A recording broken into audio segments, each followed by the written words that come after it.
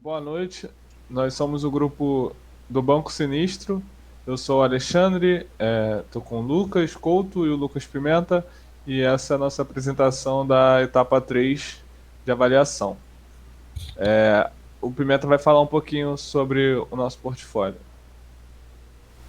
Bom, a gente encontrou uma violação relacionada à consistência e padronização. O Lucas Couto percebeu que os botões relacionados à confirmação, eles não tinham a mesma palavra-chave. E, portanto, a gente considerou que talvez fosse uma melhor solução para esse problema trocar todas essas palavras de confirmar, enviar e confirmar a transferência para simplesmente o confirmar. Porque já é uma frase, já é uma palavra que usuários de banco estão acostumados e a gente achou que seria o ideal talvez para resolver esse problema de heurística. E outra violação de heurística que a gente encontrou foi o relacionado a projeto estético e minimalista. O avaliador Alexandre Calmon percebeu que existe um excesso de elementos na tela principal, possivelmente causando sobrecarga cognitiva ao usuário, e isso seria mais prejudicial ainda aos usuários iniciais, né, que ficariam mais confusos com a quantidade excessiva de elementos que tem na tela. Aí, portanto, como sugestão de redesign, a gente achou que talvez fosse melhor, como uma das soluções, é, trocar a aba de notificações para algo além da tela principal e deixando menos elementos na tela. E a gente fez aqui esse protótipo e colocou aqui comparando uma tela com a outra como ficaria essa solução de redesign. E aqui também, outra violação de heurística que encontramos foi relacionada a reconhecimento e memorização. O avaliador Lucas Pimenta e eu percebemos que tem elementos que incluímos no protótipo que talvez um usuário inexperiente com bancos digitais não reconhecesse de primeira o, a funcionalidade desse elemento. Por exemplo, a questão do olho é um elemento que a gente usou é, baseando em bancos digitais que já utilizam esse elemento, como o Nubank e Inter, por exemplo. Mas um usuário tradicional talvez não reconhecesse de primeira que essa funcionalidade tem a ver com visualizar ou não o saldo dele. Portanto, a gente pensou que talvez uma solução de redesign relacionada a colocar um texto junto, tipo, ver saldo, esconder saldo, fosse uma solução. Uma outra questão de heurística que a gente percebeu foi relacionada à ajuda e à documentação. Como exemplo do olho que acabei de citar,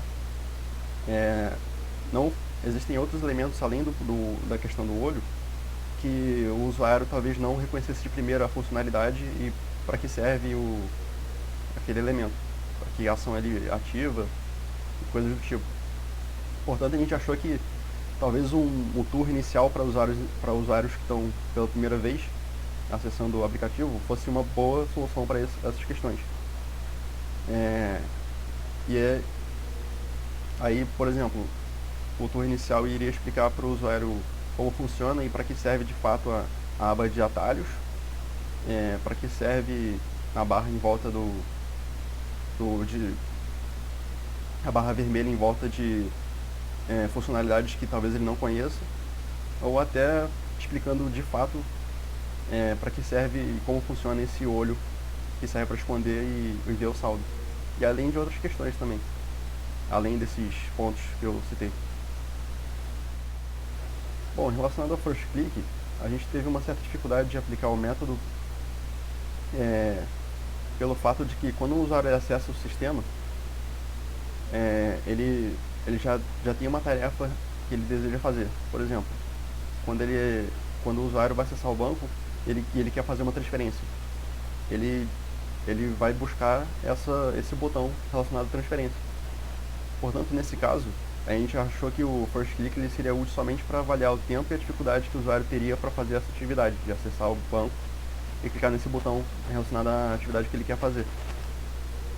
E como nós botamos esses botões de fácil acesso ao usuário, é, as funcionalidades mais frequentes de banco a gente colocou mais próximo e de fácil acesso ao usuário, a gente considerou que talvez o first click no nosso caso não tivesse um resultado tão significativo para a gente perceber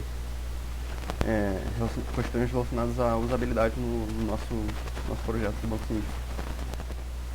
Bom, em relação ao percurso cognitivo, ele foi muito útil para a gente perceber questões relacionadas à aprendizagem, pois a gente usou a perspectiva de um usuário inexperiente para fazer o percurso cognitivo, e com isso a gente usou também as tarefas de fazer login e realizar a transferência bancária, ou seja, a gente considerou um usuário que já realizou o cadastro e autenticação, e durante esse percurso a gente foi analisando cada situação sobre se o usuário saberia como e o feedback da ação que ele fez, e nisso a gente foi percebendo quando ele teria ou não problemas. E como a gente percebeu que para fazer login em relação à transferência bancária ele não encontrou problemas em geral, a gente percebeu que relacionado à aprendizagem do usuário, esse foi um ponto que ele estava ok no geral. Em relação às metas de design e os métodos de avaliação que nós utilizamos, foi pedido para a gente descrever se essas metas conseguiram avaliar bem. Não, se os métodos conseguiram avaliar bem as metas de design. As nossas metas de design escolhidas foram a aprendizagem, a segurança e a eficiência, né? E os métodos utilizados foram suficientes para avaliar essas metas de design, menos a meta de segurança. A meta de aprendizagem ela foi atingida de acordo com avaliações com base na avaliação heurística e no percurso cognitivo, né, que foram duas técnicas que a gente utilizou. Visto que foi identificado que o usuário não precisa acessar o sistema muitas vezes, né, para entender os passos, para realizar uma atividade ou uma função específica da prototipação. Em relação à meta de segurança, ela é um pouco mais subjetiva. Como não usar dados sensíveis no login, né, facilitar o acesso à aplicação sem precisar autenticar na agência, nós acreditamos que essa percepção do usuário não seria muito capaz de identificar essa segurança e se ele se sentiria seguro para usar. Então seria mais do usuário identificar isso e da gente, não da gente tentar avaliar por meio desses métodos. E por se tratar de uma interface financeira, essa é uma das nossas principais metas de design, mas a gente entendeu que essas avaliações não seriam suficientes para testar, né, da melhor maneira possível se ela foi atendida ou não.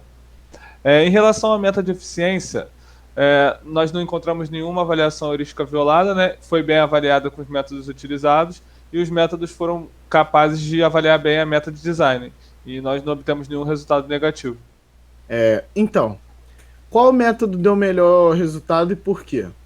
O método de avaliação que apresentou o melhor resultado foi a avaliação heurística, porque foi a avaliação que fez com que fossem achados mais problemas de design e permitiu para a gente procurar soluções para fazer o redesign que envolvesse esses problemas, né? Que a gente conseguisse melhorar esses aspectos e consertar esses problemas. E por que é interessante usar mais de um método de avaliação?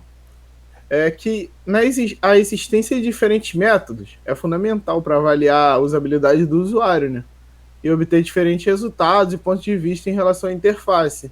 A multiplicidade de métodos avaliativos é imprescindível para a obtenção de informações contundentes e relevantes de perspectivas diferentes. Porque com diferentes métodos a gente consegue, basicamente, né, atingir todos os públicos e pegar detalhes em um método que a gente não pegaria em outro, ou que atinge uma pessoa a mais do que atingir em outra, e tudo mais. E considerando também um teste de usabilidade, qual seria um número assim, adequado de participantes e por quê? Recomenda-se, né, que a gente utilize de 3 a 5 avaliadores, pois cada um pode ter visões e perspectivas diferentes de problemas na interface indicando diferentes pontos que precisam melhorar no protótipo e sinalizando melhorias que poderiam ser realizadas para melhor usabilidade da solução. Novamente, fazer uma redundância dessa avaliação, né?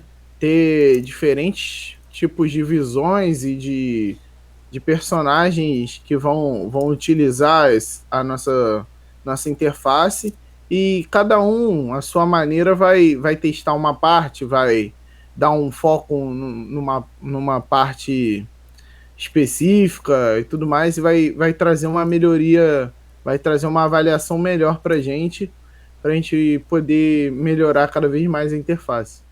Então, esse aqui é o roadmap do nosso projeto, do Banco Sinistro, de inspiração, idealização e implementação. Ele foi dividido nessas 3 partes. Né? Na inspiração nós temos análise da situação atual, na interação, síntese e prototipação, e na implementação nós temos a análise, né, do que foi prototipado. Os métodos que a gente utilizou nas 3 etapas, né, na análise da situação atual, utilizamos a entrevista, o questionário, o Desk Research, a análise competitiva e o brainstorm, né, para coletar algumas informações, alguns dados para a gente começar a criar as personas, os cenários para, de fato, começar a prototipação, né.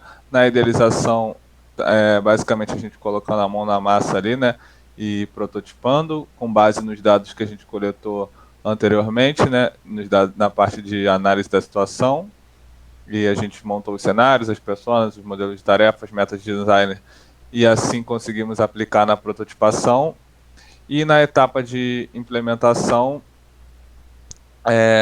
nós utilizamos as questões de avaliar, né, o que já tinha sido prototipado, né, com percurso cognitivo, avaliação heurística, o first click, foram métodos utilizados, né, para avaliar a etapa anterior de prototipação.